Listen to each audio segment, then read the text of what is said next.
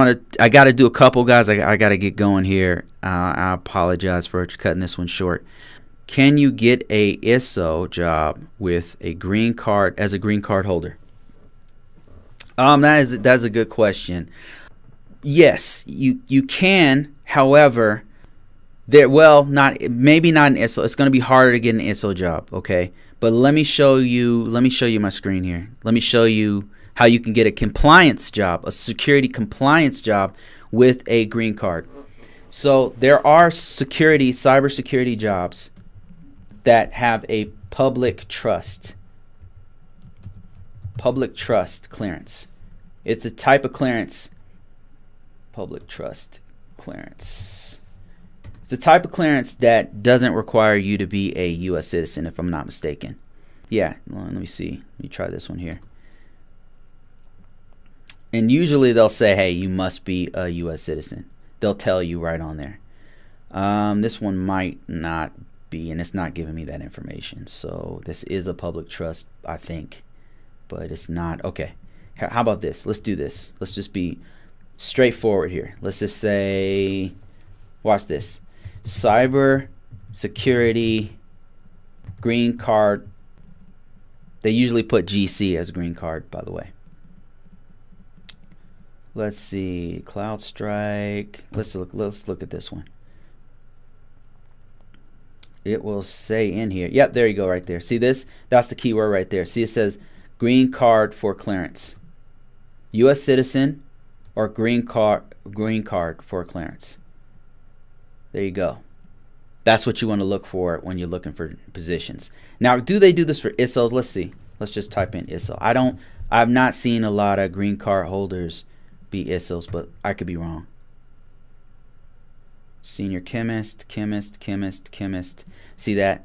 See, like ISSO usually an ISSO is working for a high-level government agency, and they require that you be a U.S. citizen. So that's why, you know, I just don't. Off the top of my head, I don't know of any ISSOs. But I know that there's actually, I take that back. So there's some corporations who do ISSO work, and they will hire a green card holder. But what I would do if I were you is I would just Senior Associate Cyber Risk. See, I'm currently working in an organization that we have people from all over the world working with us. So I know for sure you can do cybersecurity, cyber risk in the U.S. Without being a U.S. citizen. I mean, I know several people that work on our team who are in that exact position. But are they ISSOs? We're not doing those kinds of. We're not doing DoD type stuff. So let me see here. I'm looking for. Did I just pass it? Yeah, it's in here. Must be a U.S. citizen or green card holder. And most of these are going to be must be a U.S. citizen or green card holder jobs. Yeah, I mean, we couldn't find an ISSO position that's green card, but you can find one. All right, guys, I have to go. I got to get going here. Thank you so much for watching me.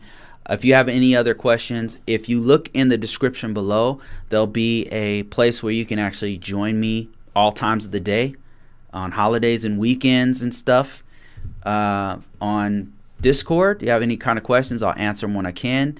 Also, you can always email me. It's at cyberaware2020@gmail.com, and we can talk. We can talk about any kind, and I'll actually make a video sometimes about people ask me really great questions that I think could help many people. And you'd be surprised. Sometimes people ask me a question, but several other people ask me that exact same question. So I know it's something that is relevant, and I know it's something that needs to be addressed. So then I'll just go ahead and make a whole video about it. So, all right, guys, thank you for all your questions. Thanks a lot. Kabi, if I didn't answer your question, please ask me on Discord in the link in the description below. Spades, thank you so much for that. I hope that's how you pronounce your name. Marcus, thank you for your comments. I did not get to your comments, but what I'll do is I will copy this and use this for another time, another video, Thank you guys so much for watching. Join me on Discord if you have a pressing question, and we will talk.